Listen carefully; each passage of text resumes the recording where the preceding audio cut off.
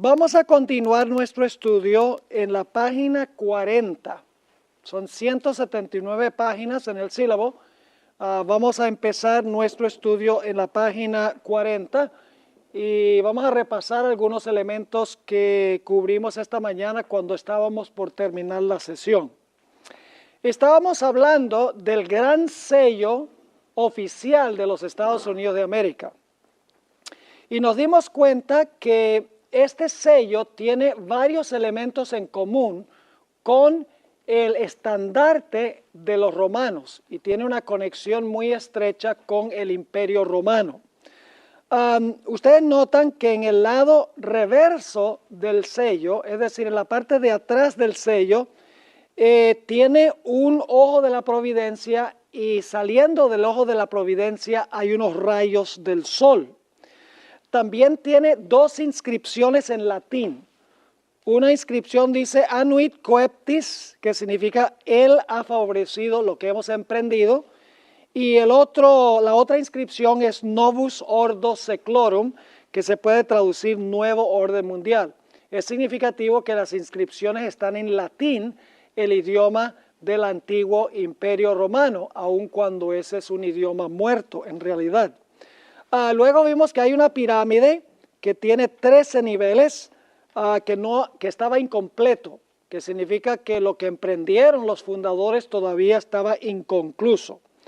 El ojo de la providencia representa a Lucifer, quien está mirando lo que se está emprendiendo. Algunos piensan que es el ojo de Dios, pero en realidad es un símbolo masónico que representa el ojo de Lucifer. También nos dimos cuenta que aparece el año 1776 en números romanos, significativo nuevamente porque en la época de los fundadores se usaban números arábigos. Y luego el número 13 es predominante también en los dos lados del sello. El número 13 es un número que tiene vínculos ocultistas, según los que han estudiado el significado de los números.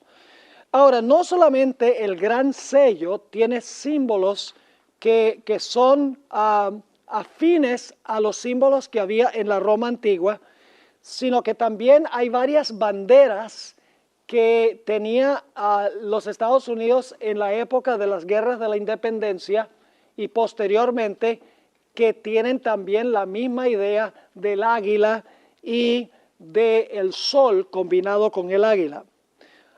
Mencionaba esta mañana que después de las guerras de independencia, la palabra ejército resultó desagradable y repugnante para el pueblo americano. Y por lo tanto decidieron llamar a los ejércitos con la palabra legiones, que es el mismo nombre que se le daban a los ejércitos de la Roma antigua. Es interesante también que el general Knox, uno de los generales que dirigió las guerras de independencia de los Estados Unidos, estableció la legión, que es el ejército de esa época, y sugirió que se hiciera una bandera de tamaño muy grande, es decir, tamaño de la vida real del águila, que se llamaría el estandarte de la legión. Este estandarte, ustedes tienen en la ilustración que yo repartí, contiene un águila de tamaño natural y era muy semejante al águila que se encontraba en los estandartes de las tropas o de las legiones romanas. Esto demuestra que el águila de los Estados Unidos se adquirió mayormente como resultado del estandarte que se encontraba entre las legiones romanas. Esa bandera nunca se fabricó, pero la idea la compartió el general Knox y la idea demuestra que había vínculos con el Imperio Romano antiguo. Pero sí se fabricó una bandera semejante a esa en 1791, que se conoció como el estandarte de la legión, y la bandera tenía una águila con las alas extendidas, la cabeza virada hacia la derecha, flechas en sus garras y los rayos del sol que refulgían de su cuerpo. Ustedes también tienen esa ilustración entre las que yo les repartí. No solamente por las banderas y por los sellos y por el idioma y por los números romanos se halla ese vínculo entre los Estados Unidos, los emblemas de los Estados Unidos y los emblemas de la Roma antigua, sino cuando uno va a Washington, D.C., la capital de los Estados Unidos, uno encuentra que la arquitectura en Washington es una arquitectura romana. Además de eso, la ciudad está llena de monumentos a sus próceres y a sus héroes. Cuando uno mira las inscripciones y las fechas, muchas de las inscripciones y fechas están en números romanos y en letras romanas. La Cámara Alta del Congreso se llama el Senado y sus representantes se llaman senadores. Esa es terminología que viene directamente de la Roma antigua. Es decir, debemos nosotros tomar en cuenta que la idea del águila y el sol la adquirió los Estados Unidos directamente de los emblemas que había en el estandarte del Imperio Romano. Ahora, al pie de la página 41 encontramos un detalle muy interesante, una silla especial que se preparó para la Convención Constitucional que se realizó en el año 1787. Ahora, quiero leerles una cita de Whitney Smith, un experto en el significado de las banderas, a donde él habla del significado del sol en las insignias de las naciones. En la página 314 de su libro, Flags o Banderas, explicó lo siguiente. En un gran número de países, el sol se asocia no tanto con la independencia, sino con las promesas que trae el amanecer de un nuevo día. Es decir, el sol significa que está amaneciendo un nuevo día, cuando se encuentra en los emblemas de las diferentes naciones. Esta idea de que el sol naciente representa el amanecer o nacimiento de una nueva era o de un nuevo orden, se puede discernir claramente en un comentario que hizo Benjamin Franklin en 1787 en la Convención Constitucional en Filadelfia, en donde se adoptó la Constitución de los Estados Unidos. Encontramos que George Washington, quien presidió la Convención Constitucional, se sentó en una silla que había sido preparada para la ocasión. Se conoce como la silla del sol naciente. Esa silla todavía está allá en Filadelfia. Ustedes pueden visitar el lugar donde se ratificó la Constitución de los Estados Unidos y ahí van a ver la silla con este emblema que voy a mencionar a continuación. En el espaldar de la silla se encuentra esculpido un hermoso sol, y ese sol ya es amarillo, pero ha perdido un poquito su lustre. Me imagino que era más brillante antes, pero todavía se ve un poquito amarillo ese sol. Cuando terminó la Convención Constitucional, Benjamin Franklin hizo un comentario muy significativo en cuanto a ese sol. Voy a leer lo que él dijo. A menudo he mirado ese sol detrás del presidente, que era Washington, sin poder determinar si el sol era naciente o poniente. Porque cuando uno lo mira, uno no sabe si el sol se está poniendo o si el sol se está levantando. Pero note lo que dice la última parte de su declaración. Pero ahora finalmente tengo la dicha de saber que es un sol naciente, que en la Convención Constitucional sencillamente significaba que los Estados Unidos estaba levantándose al poder, estaba amaneciendo en esta nación un nuevo día, como decía Whitney Smith en su libro. Ahora, Elena G. de White afirma claramente que al final de la historia se dirá en los Estados Unidos que la imposición de una ley dominical, una ley del día del sol, traerá un nuevo día de paz y de prosperidad a la nación.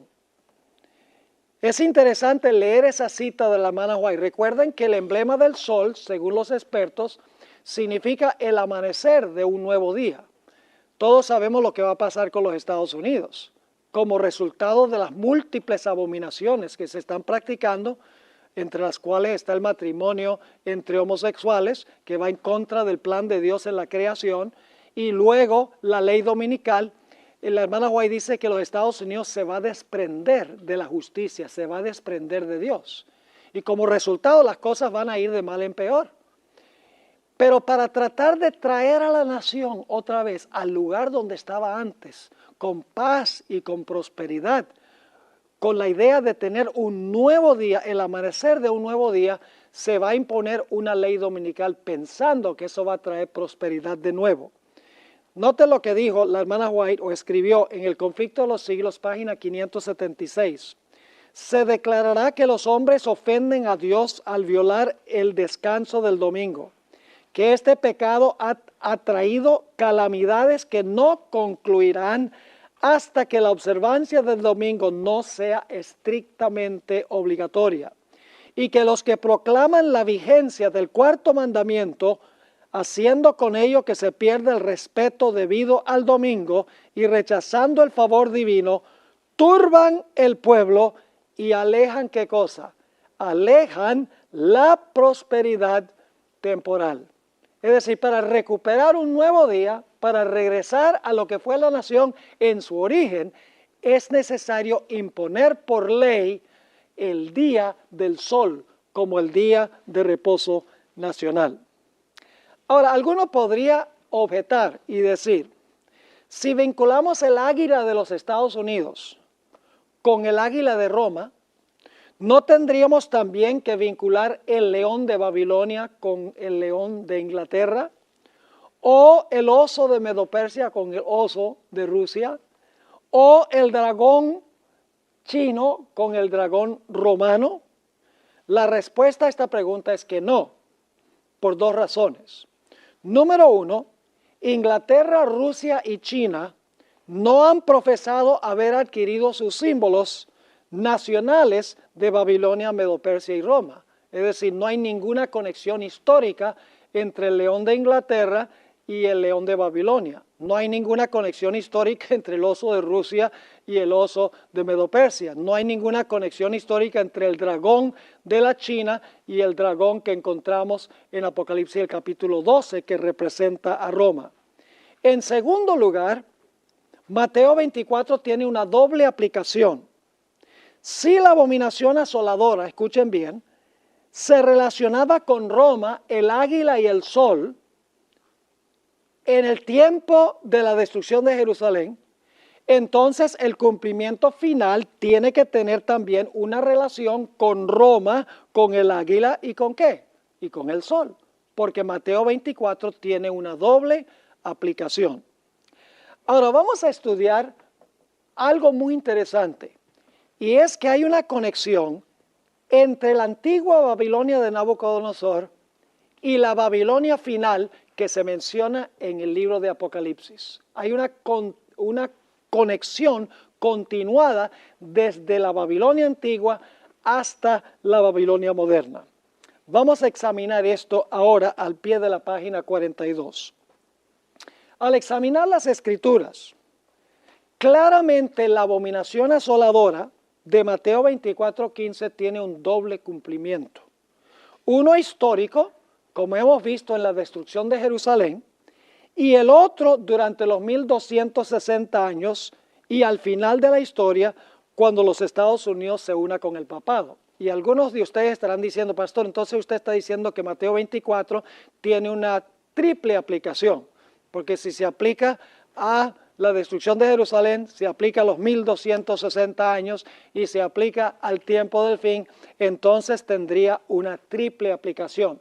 Pero vamos a encontrar que no es así, porque en realidad la crisis final es una continuación de lo que sucedió durante los 1260 años. Lo que pasa es que cuando terminaron los 1260 años, se suspendió el poder del papado y hemos tenido una época de paz. Pero la herida mortal del papado será sanada, según dice la Biblia, y luego el papado se va a comportar en el futuro como se comportó en el pasado. Es decir, va a ser lo mismo en el futuro que lo que hizo durante los 1260 años.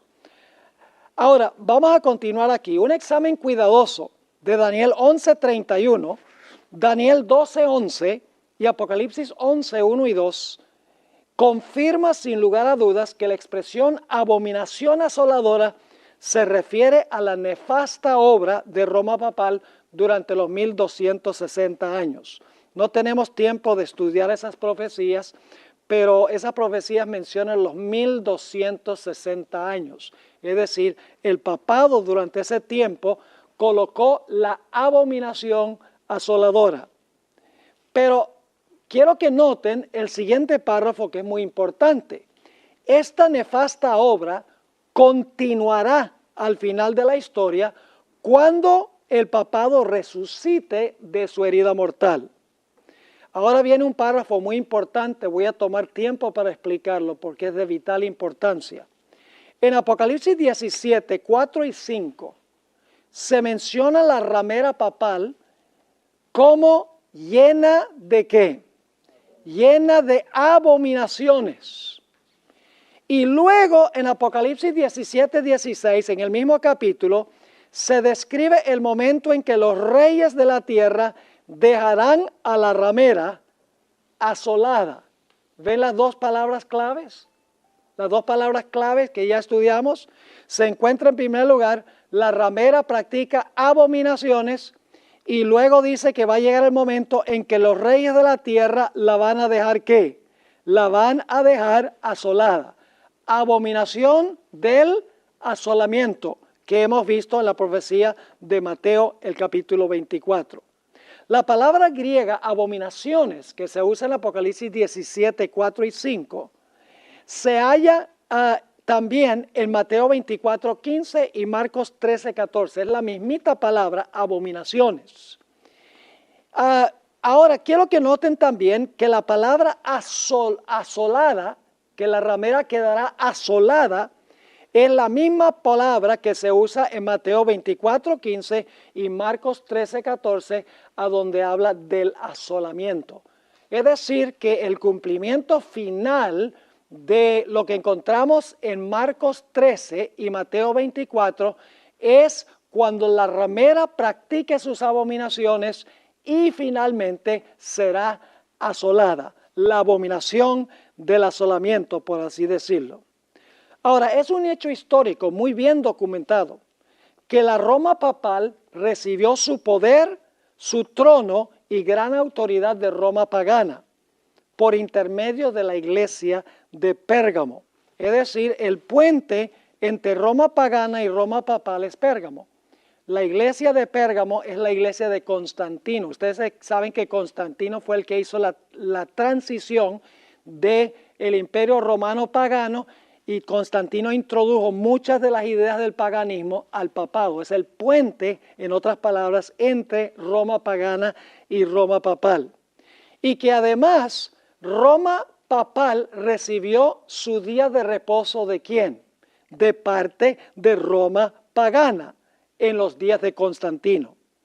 Hasta el día de hoy, el papado católico romano toma como su insignia o señal de autoridad el venerable Día del Sol. Y les leo una cita de C.F. Thomas, el canciller de un cardenal de la Iglesia Católica, el cardenal Jaime Gibbons, donde él dice, en cuanto al cambio del sábado, desde luego que la Iglesia Católica declara que el cambio fue acto suyo.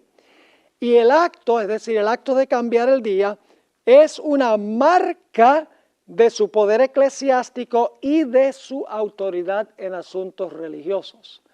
Así que, ¿cuál es la marca o señal de autoridad que tiene el papado? El domingo.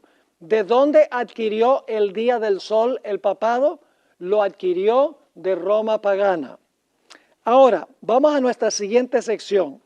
Continúa la cadena, el vínculo entre el papado y el protestantismo apóstata. El protestantismo apóstata, que son las hijas de la ramera o la imagen de la ramera, heredó del papado esta apostasía del Día del Sol. Es decir, el protestantismo en el siglo XVI no fue capaz de despojarse del domingo como día de reposo, porque dijeron, está demasiado arraigado, no vamos a poder cambiar la mentalidad de la gente para que todo el mundo guarde el sábado. Es imposible porque el domingo está demasiado arraigado. Así que los protestantes recibieron el domingo de parte del papado, de parte de la autoridad de la madre ramera. Pero la profecía nos indica que el protestantismo apóstata no solo acepta la autoridad de la madre ramera al guardar el domingo, sino que también impondrá bajo el peso de la ley y al mundo entero esta marca de la autoridad de la madre, que se conoce como la marca de la bestia. Por medio de la ayuda de los Estados Unidos de América, la nación que tiene el águila y el sol en su estandarte, por así decirlo, el papado establecerá la abominación asoladora en el terreno sagrado de la iglesia, a donde no debería estar, y rodeará, por así decirlo, a todo el mundo, como sucedió en la época de la Jerusalén literal. Entonces los Estados Unidos, por medio de su sello oficial del águila sol o el gran sello que certifica todos los actos oficiales del gobierno federal, decretará la observancia del Día del Sol bajo la amenaza de penalidades civiles. Al ver esta señal de apostasía, al igual que los discípulos antes de la destrucción de Jerusalén, los sellados de Dios que observan el sábado huirán, y luego la apostasía nacional, que es la abominación, de los Estados Unidos llevará a la ruina nacional, que es la ¿qué? La desolación. ¿Ven? Abominación que causa desolación. Esta abominación asoladora, levantada por los Estados Unidos al reflejar el error católico de la santificación del Día del Sol, causará al fin la destrucción del mundo, simbolizada por el sitio y la destrucción de Jerusalén por los romanos. En este sentido es muy significativo, ya que Mateo tiene una doble aplicación, Mateo 24, que Jesús dijo, porque donde quiera estuviere el cuerpo muerto, allí se juntarán, ¿qué cosa? Las águilas. ¿Hubo águilas relacionadas con la destrucción de Jerusalén en el año 70, sí o no? ¿Cómo no? ¿Hubo águilas en relación con la destrucción de Jerusalén en los días de Nabucodonosor? Sí. ¿Estará de alguna manera involucrada el águila en la apostasía final, la abominación asoladora al final? Sí. A través del águila de la nación que iba a imponer el día del sol como día de reposo. Es la nación representada por el águila que causará la destrucción final del mundo. Lo que parecerá ser la esperanza y salvación del mundo resultará ser la causa de su destrucción. Elena White vio esta conexión entre los ejércitos romanos y lo que sucederá con los Estados Unidos, porque alguno pensará, bueno, está muy interesante el paralelo, pero sí habrá alguna relación entre el sol en el estandarte de los romanos, donde le rindieron adoración, y el día del sol al final de la historia. ¿Será que hay alguna relación entre esos dos y el águila de Roma y el águila de los Estados Unidos? La hermana White lo captó. Vamos a ver dos citas de la hermana White.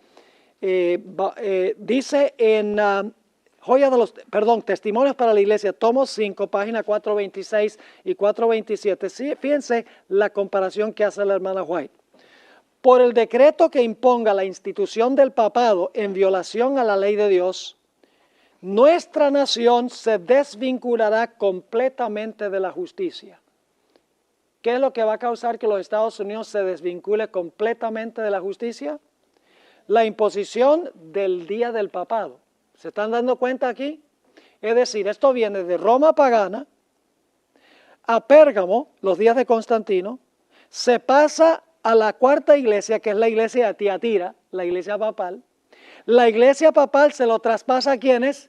A los protestantes en el siglo XVI, y eso se transporta, vamos a ver, a través de los puritanos a los Estados Unidos de América, y se conserva hasta el tiempo cuando se aprueba la Constitución de los Estados Unidos. Sigue diciendo la sierva del Señor, cuando el protestantismo extienda la mano a través del abismo para asir la mano del poder romano, cuando se incline por encima del abismo para darse la mano con el espiritismo, cuando bajo la influencia de esta triple unión, nuestro país repudie todo principio de su constitución como gobierno protestante y republicano y haga provisión para la propagación de las mentiras y seducciones papales, entonces sabremos que ha llegado el tiempo en que se verá la asombrosa obra de Satanás y que el fin está cerca.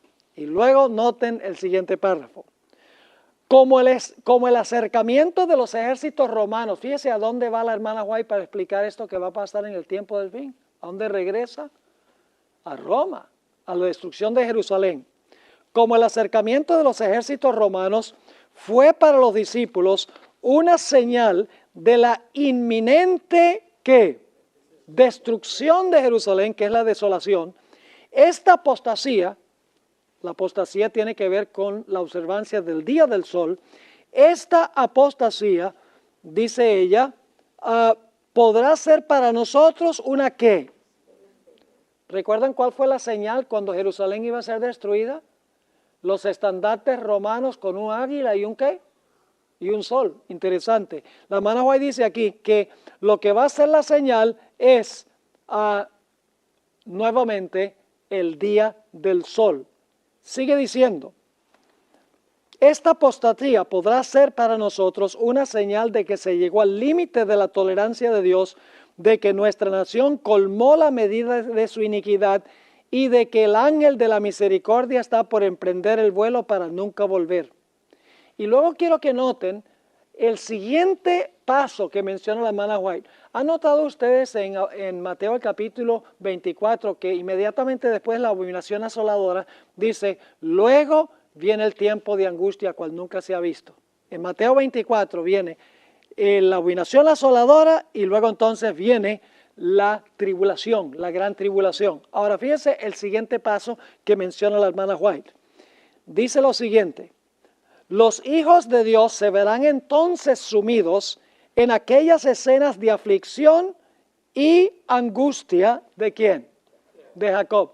¿Está presentando la hermana White el mismo orden? ¿Cómo no? Sigue diciendo, ascienden al cielo los clamores de los fieles y perseguidos. Y como la sangre de Abel clamó desde el suelo, hay voces que claman a Dios desde la tumba de los mártires, desde los sepulcros del mar, desde las cuevas de las montañas, desde las bóvedas de los conventos. ¿Hasta cuándo, Señor santo y verdadero, no juzgas y vengas nuestra sangre de los que moran en la tierra?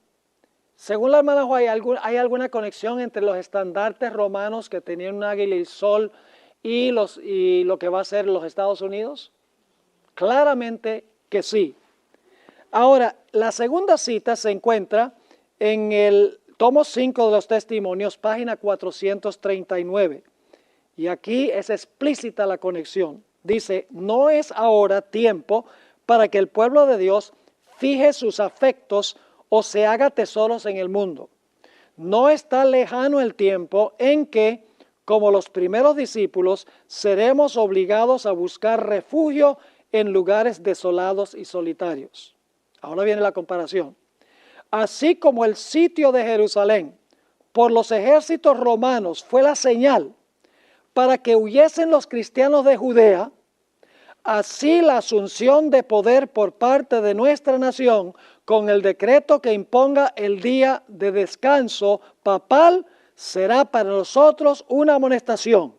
Entonces será tiempo de abandonar las grandes ciudades y prepararnos para abandonar las menores en busca de hogares retraídos en lugares apartados entre las montañas. ¿Están viendo el paralelo? La hermana White claramente vio una relación estrecha entre los estandartes romanos que tenían un águila y un sol y adoraron al sol, y los Estados Unidos cuyo emblema es el águila y la imposición del domingo como el día del sol. Notemos otras 3 citas de la hermana White sobre este tiempo. Eventos de los últimos días, páginas 136 y 137. El pueblo de los Estados Unidos ha sido un pueblo favorecido. Yo creo que eso es verdad, porque todo el mundo quiere venir para acá. Bueno, no todo el mundo, pero mucha gente quiere venirse para acá. Ahora escuchen, pero cuando restrinjan la libertad religiosa, renuncien al protestantismo y apoyen al papado, la medida de su culpa se habrá completado y en los libros del cielo se registrará apostasía nacional. Esa es la abominación. Y luego, si ustedes siguen leyendo esa cita, dice que la apostasía nacional será seguida por la ruina nacional. Esa es la asolación. En el comentario bíblico adventista, tomo 7, página 988, encontramos una idea similar. La hermana White repite esto muchas veces en sus escritos. Dice, cuando nuestra nación promulgue leyes en sus concilios legislativos para comprometer la conciencia de los hombres en cuanto a sus privilegios religiosos, imponiendo la observancia del domingo y usando un poder opresivo contra los que guardan el día de reposo del séptimo día, la ley de Dios será sin duda invalidada en nuestro país. Y la apostasía nacional, ¿qué es lo que lleva a la apostasía nacional? ¿La imposición de qué? Del día del sol. Dice la apostasía nacional, a la apostasía nacional seguirá ¿qué cosa? La ruina de la nación. La abominación que lleva al asolamiento. Es decir, la abominación asoladora al final de la historia es la ley dominical. Noten esta cita muy poderosa de la revista Signs of the Times, junio 12, 1893. Cuando la tierra que el Señor levantó para darle refugio a su pueblo, para que pudieran adorarle conforme a los dictados de sus propias conciencias, la tierra sobre la cual Dios ha colocado por largos años el escudo de la omnipotencia, la tierra que Dios ha favorecido haciéndola depositaria de la religión pura de Cristo. Cuando dicha tierra, por medio de sus legisladores, este es el acto nacional, es una ley dominical nacional, por medio de sus legisladores, repudie los principios del protestantismo y apoye la apostasía romana que procuró alterar la ley de Dios. ¿Hay alguna conexión entre los Estados Unidos y Roma papal en lo que respecta al día de reposo? Claro que sí. Entonces se revelará la obra final del hombre de pecado. Los protestantes le brindarán toda su influencia y apoyo al papado por un acto nacional. ¿Qué es un acto nacional? Es una ley del Congreso de los Estados Unidos. Dice, por un acto nacional impondrán la observancia del falso sábado y le darán vida y vigor. ¿Por qué habría que darle al papado vida y vigor? Porque el papado tiene una ¿qué? Tiene una herida mortal. Así que dice, por un acto nacional impondrán la observancia del falso sábado y le darán vida y vigor a la fe corrupta de Roma y así revivirán. Noten otra vez la idea del sanamiento de la herida. Revivirán su tiranía y su opresión de la conciencia. Entonces será tiempo para que Dios obre con gran poder para vindicar su verdad. Así que vamos a repasar la cadena de cómo el día del sol va desde la Babilonia antigua hasta los Estados Unidos, las hijas de la ramera en el tiempo del fin. Aquí tenemos un resumen de esto. En Babilonia había un grupo de personas que se conocían como los magos, eran los líderes religiosos de Babilonia. Cuando el rey Darío conquistó la ciudad de Babilonia, sabemos que la historia nos dice que estos magos de Babilonia fueron expulsados de Babilonia y fueron a parar a Pérgamo, en Asia Menor. Luego sabemos que en el año 520, Darío I, que no es el mismo Darío que conquistó la ciudad de Jerusalén, nuevamente tomó a estos individuos, el remanente de los magos que adoraban al dios Sol, y los expulsó y fueron otra vez a parar a Pérgamo. Y en el año 483 lo mismo sucedió con el rey Jerjes. Nuevamente habían algunos de estos magos que tenían la religión babilonia y fueron expulsados a Pérgamo, llevando allí sus ideas religiosas politeístas. Yo no sé si ustedes están al tanto, pero Ciro y Darío no eran politeístas. Ellos eran monoteístas. Ellos creían en un Dios verdadero, mientras que estos sacerdotes, estos magos, eran politeístas, adoraban al dios Sol Marduk y por lo tanto fueron expulsados en varias etapas a lo que fue la Babilonia antigua, la Babilonia del rey Nabucodonosor, que había establecido Nabucodonosor. Y luego fueron a parar a Asia Menor, a Pérgamo. Ahora, como ya hemos visto, en una campaña militar en Asia Menor, en el año 63, el general Pompeyo adoptó al dios Mitra como el dios de las legiones romanas. Y lo interesante es que el dios Mitra era un dios que se encontraba en Pérgamo, en Asia Menor. En realidad era el dios que, en el cual creían los sacerdotes, estos paganos que fueron expulsados de la Babilonia antigua. Es decir, que a través de Pérgamo, en el Antiguo Testamento, la apostasía de la antigua Babilonia de adorar al dios Sol fue transferido a la Babilonia de Roma, por así decirlo. Luego, en la primera parte del siglo II, los padres eclesiásticos comenzaron a celebrar el domingo en honor a la resurrección de Jesús, sin ningún apoyo bíblico.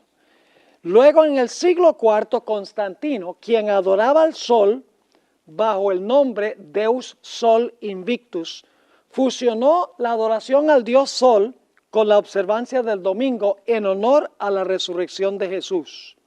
El emperador adoraba al dios Sol y los cristianos adoraban en el día del sol. Siendo un político sagaz y oportunista, fusionó las dos ideas a fin de unir el imperio romano. En marzo del año 321, como nosotros sabemos, Constantino emitió la primera ley dominical. Y aunque esta era una ley civil, es decir, era una ley no religiosa, en poco tiempo la iglesia tomó esa ley y la convirtió en una ley religiosa en el concilio de la Odisea en el año 336. La Roma papal luego entonces tomó la observancia del día del sol en la época de Constantino, lo tomó como su día de reposo. La Roma papal nos dice que la observancia del domingo como día de reposo es acto suyo. Ahora, una cosa interesante, si ustedes visitan el Museo del Vaticano, por ejemplo, una cosa que les va a impactar es ver la cantidad de soles que hay allí en ese Museo del Vaticano. Hay soles en todas partes. Hay soles en los templos, en las catedrales, en las obras de arte, en las imágenes, en los cálices. Soles y soles y soles por todas partes. Eso viene directamente del paganismo de Roma imperial. Ahora, ¿qué sucedió? El papado implementó el falso día de reposo. Daniel 7:25 dice que pensó que podía cambiar la ley de Dios. En el siglo XVI nacieron de la Roma papal las sectas protestantes y no pudieron despojarse completamente de todas las herejías de Roma papal. Por ejemplo, siguieron creyendo que el alma del hombre es inmortal, siguieron creyendo que el domingo es el día de reposo. Es decir, que Roma papal le entregó al protestantismo ese legado del día apóstata, el día domingo como el día de reposo. Así es que a través de los protestantes que vinieron de Europa, los puritanos que vinieron acá, ustedes saben que se celebra Thanksgiving para recordar el tiempo cuando vinieron los puritanos, ellos eran firmes observadores del domingo. De esa manera la observancia del domingo se transfirió del protestantismo en Europa al protestantismo en los Estados Unidos. Y en la época colonial había leyes dominicales estrictas. En 3 de las 13 colonias, si una persona no iba a la iglesia el domingo, se le multaba o se le encarcelaba, se le confiscaban sus bienes, y por lo menos en 3 de las colonias había un decreto de muerte contra los que no asistieran a la iglesia los domingos. Había leyes dominicales estrictas en la América colonial del año 1620 hasta el tiempo que se ratificó la Constitución de los Estados Unidos. Es decir, se había transportado el domingo como día de reposo de Europa a la América colonial y se estaba implementando estrictamente. Así es que la observancia del domingo se transmitió de la antigua Babilonia a Pérgamo, a Roma pagana, a través de Roma pagana a la iglesia de Pérgamo, la iglesia de Constantino, y luego de allí se transfirió a la iglesia católica romana. De allí se transfirió a las sectas protestantes que nacieron del papado, y entonces cuando los puritanos vinieron a los Estados Unidos, trajeron ese día de reposo a América. Es decir, en una cadena continuada se transfirió el domingo como día de reposo desde la Babilonia antigua hasta los Estados Unidos de América, a donde nosotros vivimos hoy. Y por eso es más que interesante que a Roma se le denomina Babilonia. Pedro se refirió a Roma como Babilonia, porque Roma heredó la religión de Babilonia. Según Apocalipsis 13:11 y el espíritu de profecía, los Estados Unidos repudiará su constitución y volverá a obligar a los ciudadanos a observar el domingo como ocurría en la época de la colonia. Algunos afirmarán que esto no es posible, pero hay señales que indican que así será. En la próxima lección ustedes pueden leer la evidencia. Los Estados Unidos, según la profecía, recibirá el apoyo del papado e impondrá el domingo por ley. Así es que hará una imagen de la primera bestia e impondrá su marca. Este proceso se contempla en Apocalipsis 13, el versículo 3 y el versículo 11. El dragón, quien adquirió el día del sol de Babilonia por intermedio de Pérgamo, le dio su trono, poder y autoridad a la bestia por medio de la iglesia de Pérgamo. Y luego el falso profeta actuará por autoridad de la bestia, haciendo una imagen de ella. La ley dominical será sellada con el gran sello de los Estados Unidos que adquirió de Roma y que contiene un águila y un sol. ¿Están entendiendo lo que estamos diciendo? Ahora, algunos se preguntarán, Pastor Bor, ¿es lo mismo adorar el sol que adorar en el día del sol? En principio, mis hermanos y hermanas, es lo mismo, en principio. A menudo le pregunto a la gente, ¿quién creó el sol? La respuesta es inmediata, Dios creó el sol. Luego hago una segunda pregunta, ¿creó Dios el sol como objeto de adoración? Y la respuesta inmediata es, no creó el sol como objeto de adoración. Y luego les hago una tercera pregunta. ¿Qué sucede si usted convierte el sol en un objeto de adoración? ¿Cómo se llama eso? Inmediatamente viene la respuesta, esto sería ¿qué? Idolatría. Y luego hago otra serie de 3 preguntas. ¿Quién creó el primer día de la semana? La respuesta viene inmediatamente, Dios, porque Dios creó el tiempo de cada día. Luego hago una segunda pregunta. ¿Creó Dios el primer día de la semana como día de adoración? La respuesta inmediata es no. Dios no creó el primer día de la semana como día de adoración. Y luego entonces hago una tercera pregunta. ¿Qué sucede si usted convierte el primer día de la semana en un día de adoración cuando Dios no lo hizo como día de adoración? La respuesta tendría que ser ¿qué cosa? Eso sería idolatría. No importa si es un objeto o si es un día. Cualquier cosa que el hombre haga para la adoración, que Dios no creó para la adoración, es ¿qué cosa? Idolatría. Así que no importa si se adora al sol o si se adora en el día del sol, el principio es el mismo. Se está siguiendo tradiciones humanas. El hombre está creando algo para la adoración que Dios no creó para la adoración. Ahora, en el libro de Apocalipsis se presenta la misma secuencia de eventos que nosotros encontramos en Mateo 24, en términos generales. En el libro de Apocalipsis, ¿cuántos grupos va a haber al final de la historia, al puro final de la historia? Va a haber 2 grupos. ¿Cómo se identifica uno de esos grupos? ¿Qué tendrá en la frente? El sello de Dios. El otro grupo, ¿qué tendrá en la frente o en la mano derecha? Tendrá la marca de la bestia. Cuando todas las personas hayan escogido o el sello de Dios o la marca de la bestia, el próximo evento, ¿qué va a ser? El cierre de la puerta de la gracia. Y luego, ¿qué viene después de cerrarse la puerta de la gracia? Ustedes lo tienen en su sílabo. ¿Qué sucede? La gran tribulación. Y luego, cuando termina la tribulación, en Mateo 24, ¿qué es lo que viene cuando termina la tribulación? Después de la tribulación de aquellos días, hay señales en el sol, la luna y las estrellas, y Cristo regresa. Yo pregunto, ¿en Apocalipsis tenemos nosotros la misma secuencia que lo que tenemos en Mateo 24? Sí. Tenemos el sello de Dios o marca la bestia, divide a toda la raza humana en 2 grupos. Se cierra la puerta de la gracia, luego viene el tiempo de angustia y la segunda venida de Jesús. Ese es el mismo orden en Apocalipsis y también en Mateo el capítulo 24. Ahora, nosotros notamos en Mateo 24:20 que los que estaban en la ciudad que escaparon, ¿qué día guardaban? Guardaban el sábado como día de reposo. ¿Qué día creen ustedes que van a guardar aquellos que huyen al final de la historia? Pues tiene que ser también el sábado como día de reposo.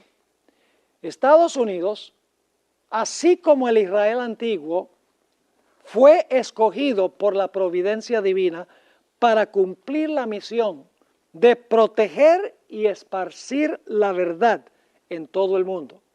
Esta nación no es cualquier nación.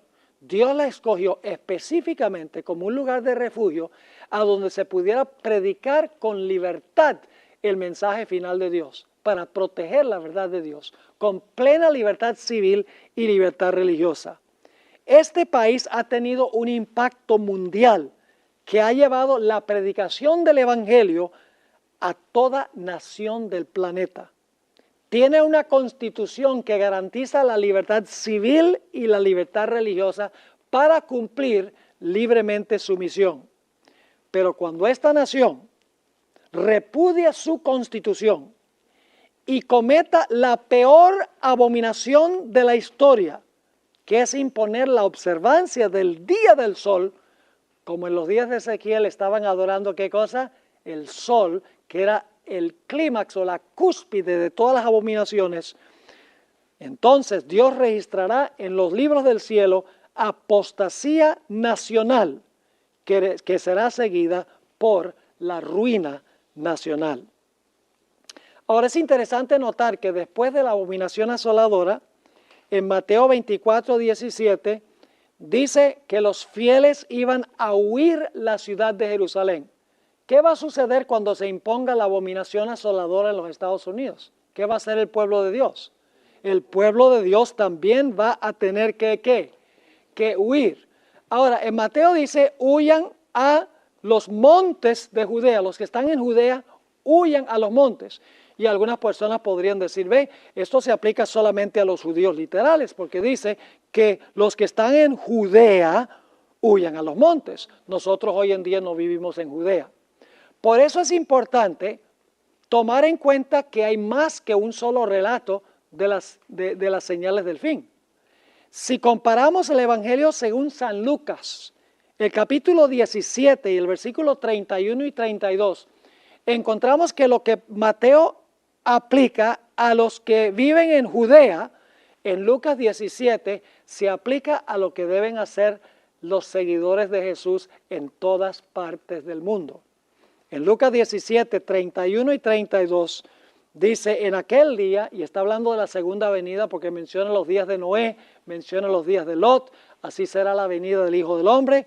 Dice, en aquel día, el que esté en la azotea y sus bienes en casa, no descienda a tomarlos. Y el que en el campo, asimismo, no vuelva atrás. ¿Encontramos eso en Mateo? Está en Mateo, pero ahí dice en Judea. Aquí está hablando de qué cosa, del mundo. Es decir, Mateo 24 tiene una doble aplicación.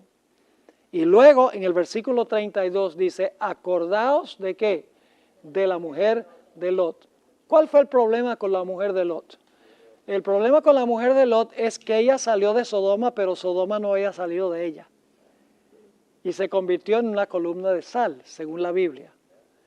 Ahora, quiero leerles una última cita en esta lección sobre lo que va a pasar cuando el pueblo de Dios huya. Hermanos y hermanas, nosotros no nos imaginamos cómo va a ser el tiempo de angustia. Nosotros podemos pensar que va a ser lo peor, pero va a ser aún peor de lo que nosotros nos podemos imaginar. Leímos en cuanto a lo que sucedió con Jerusalén. Vino la abominación asoladora, el pueblo de Dios vio la señal, huyeron, y luego entonces los romanos volvieron y circularon la ciudad y ya no había escape. Se había realizado la separación. Y entonces nos dimos cuenta que en la ciudad había hambre, había pestilencia, y había alborotos, insurrecciones, etc. Padres entregaban a los hijos, hijos a los padres, amigos traicionaban a amigos. Es decir, no había seguridad en ninguna parte. Las madres se comían a sus hijos, según vimos. Hermanos y hermanas, eso se va a intensificar. Eso va a ser a nivel mundial y va a ser peor. Fíjense lo que dice el Espíritu de Profecía sobre el tiempo de angustia que viene después de la abominación asoladora. Conflicto de los siglos, página 600. Cuando Él abandone el santuario, ese es el momento del cierre de la gracia, las tinieblas envolverán a los habitantes de la tierra. Durante ese tiempo terrible, los justos deben vivir sin intercesor a la vista del Dios Santo. Y ahora fíjense lo que va a pasar cuando Dios retira su espíritu, cuando Jesús deja de interceder. Nada refrena ya a los malos. Y Satanás tiene control completo sobre los impenitentes empedernidos. ¿Pueden ustedes imaginarse un planeta a donde Satanás tiene total control sobre los impenitentes? No los justos, sobre los impenitentes. Sigue diciendo la sierva del Señor, el mundo ha rechazado su misericordia, despreciado su amor y pisoteado su ley. Los impíos han dejado cumplir su tiempo de gracia. El Espíritu de Dios, al que se opusieron obstinadamente, acabó por apartarse de ellos. Desamparados ya de la gracia divina, están a merced de Satanás, el cual sumirá entonces a los habitantes de la tierra en una gran tribulación final. ¿Es eso lo que menciona Mateo después de la abominación asoladora? El pueblo de Dios huye y ahora viene la gran tribulación que nunca se ha visto jamás. Es exactamente lo que dice Mateo 24. Elena White está comentando sobre lo que va a suceder después que se hayan dividido los dos grupos. Y luego entonces sigue diciendo la sierva del Señor, como los ángeles de Dios dejen ya de contener los vientos violentos de las pasiones humanas, todos los elementos de contención se desencadenarán. Y ahora fíjense la última parte de la cita. El mundo entero, ¿cuánto? El mundo entero será envuelto en una ruina más espantosa que la que cayó antiguamente sobre Jerusalén. Y ustedes dicen, ¿cómo puede ser peor que lo que pasó con la ciudad de Jerusalén? Pero la sierva del Señor dice que será una ruina más espantosa que la que cayó sobre Jerusalén, y dice que sucederá en el mundo entero. Ahora, hay un punto con el cual quiero terminar. Algunos me acusan a mí y a otros cuando hablamos de la gran tribulación y lo terrible que va a ser. Dice eso es para asustar a la gente. Mis hermanos y hermanas, esto no es para asustar a la gente, es para que nosotros nos preparemos para pasar por ese periodo. Porque va a ser el periodo más terrible en la historia del planeta Tierra. Y son los que tienen una conexión vital con Jesús a través de la oración, a través del estudio de la Biblia y el testimonio de su vida, van a poder pasar victoriosamente por ese periodo. Y permítame mencionar que en ese tiempo de angustia, Cristo no va a interceder por los pecados, pero Cristo sí va a estar aquí para proteger a sus hijos. Porque si Jesús no estuviera aquí, nadie sobreviviría. Satanás aniquilaría a todos. Lo que va a suceder es lo que pasó en los días de Job. Job perdió todo apoyo humano. No le quedó nada sino la vida. Perdió sus posesiones, perdió sus hijos, perdió el apoyo de su esposa, sus amigos se volcaron en contra de él, perdió sus criados y sus siervos, perdió todo lo que tenía. Quedó en la calle, por así decirlo, como la viuda de la parábola que contó Jesús. Y sin embargo, Job había desarrollado una experiencia fuerte con su Señor en tiempos de prosperidad. Amén. Y por lo tanto, Job dijo, aunque me matare, aún confiaré en Él. Dijo, yo sé que mi Redentor vive. Dice, cuando pase del horno, dice, saldré como oro afinado en el fuego. Job no se soltó de la mano de Dios. Estaba preparado para esa crisis. La pregunta clave es si nosotros estamos preparados para afrontar esa crisis, cual nunca se ha visto en la historia de nuestro planeta. Espero que lo que hemos estudiado sea de beneficio para nosotros. La historia se va a repetir. Lo que pasó con Jerusalén va a suceder de nuevo a nivel mundial. El estandarte romano que tenía el águila y el sol será repetido espiritualmente en los Estados Unidos, en un país que tiene como emblema el águila, que impondrá el día del sol. Y como en el pasado el pueblo de Dios fiel huyó, el pueblo de Dios huirá. Vendrá el tiempo de angustia, pero el pueblo de Dios será libertado, todos los que se hayan escritos en el libro.